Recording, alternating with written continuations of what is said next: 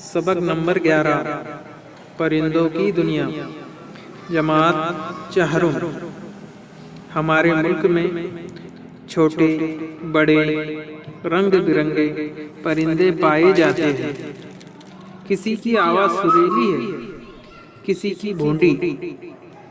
कुछ परिंदे आसमान में बहुत ऊंचाई तक उड़ सकते हैं, जैसे चील, कबूतर, उकाब वगैरह।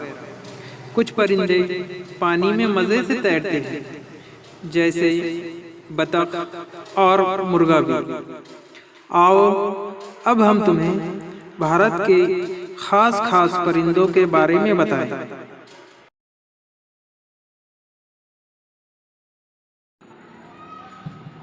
मोर।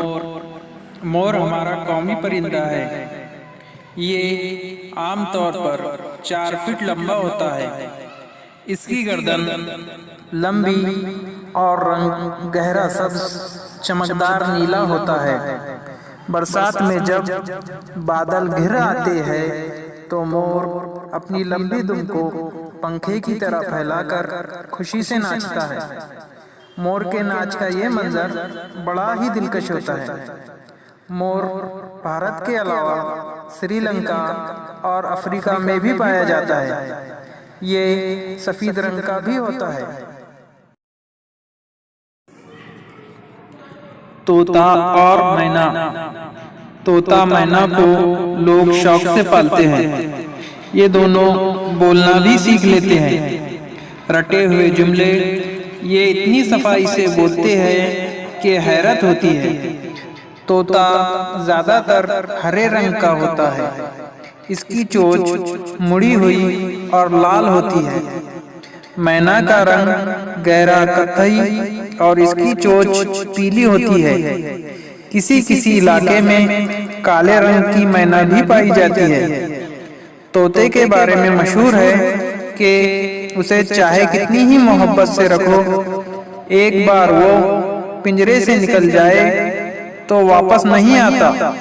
इसीलिए बेमुरवत शख्स को तोता चश्म कहते हैं। हमारी ज़बान का मुहावरा तोते की तरह आंखें फेर लेना भी इसी से बना है। कबूतर। कबूतर को अमन की निशानी समझा जाता है। कबूतर कई रंग और नस्ल के होते हैं। ये उन परिंदों में से है जो झुंड बनाकर रहते हैं। इसकी आवाज़ गुटुरगू गुटुरगू जैसी सुनाई देती है। पुराने ज़माने में कबूतर के जरिए एक जगह से दूसरी जगह पैगाम भेजने का काम भी लिया जाता था। मुर्गे और मुर्गियाँ। मुर्गे और मुर्गियाँ पालतू परिंदे हैं। मुर्गा सुबह सवेरे बांग देकर हमें जगाता है। मुर्गियों से हमें अंडे मिलते हैं। बगला, सारस और हंस एक ही तरह के परिंदे हैं। बगले की टांगें, चोंच और गर्दन लंबी होती है और दुम छोटी। बगले नदी के किनारे रहते हैं। ये बड़े सीधे साधे नजर आते हैं, लेकिन मौका मिलते ही मछलियों को हड़प कर जाते हैं। सारस सफेद होता है। इसके ऊपरी हिस्से पर कुछ लाल पर होते हैं। उड़ने से पहले सारस को हवाई जहाज की तरह जमीन पर दौड़ना पड़ता है।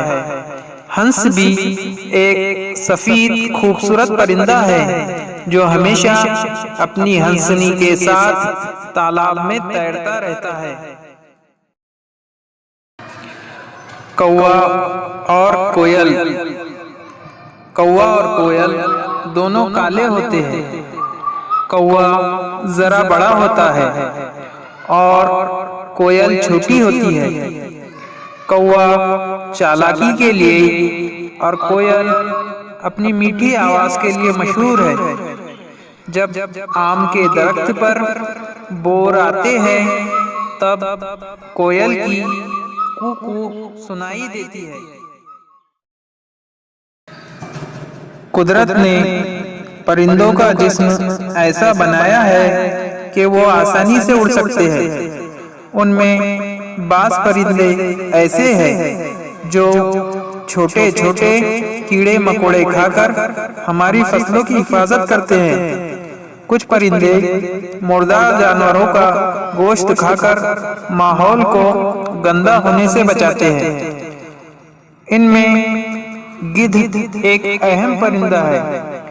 इसकी उम्र बहुत लंबी होती है, मगर इस परिंदे की तादाद अब घटती जा रही है। परिंदे आमतौर पर घोंसलों में रहते हैं।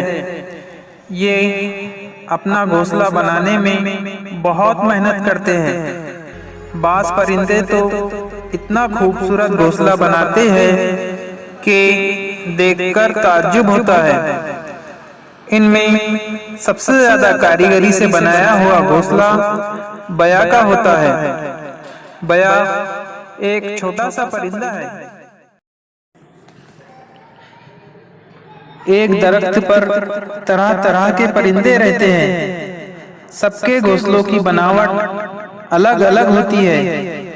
किसी का घोंसला टोकरी की तरह तो किसी का बोतल की तरह होता है।